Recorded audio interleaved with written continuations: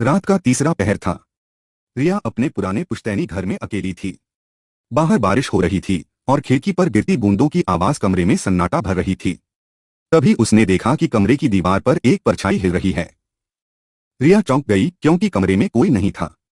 वह डरते हुए दीवार के पास गई और धीरे से बोली, कौन है वहां?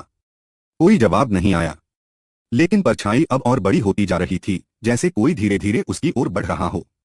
रिया ने अपनी टॉर्च उठाई और दीवार की ओर रोशनी डाली। परछाई गायब हो गई। रिया ने राहत की सांस ली और पलटी, लेकिन जैसे ही उसने मुड़कर देखा, वही परछाई उसके ठीक सामने थी। उसके चेहरे पर कोई आकृति नहीं थी, सिर्फ अंधेरा।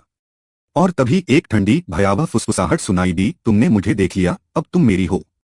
उसके बाद रिया का चीखना कमरे में गूंजा, लेकिन उसकी आवाज बारिश की बूंदों में कहीं खो गई। अगली सुबह रिया का कोई नामो निशान नहीं मिला, बस दीवार पर वही परछाई स्थिर खड़ी थी।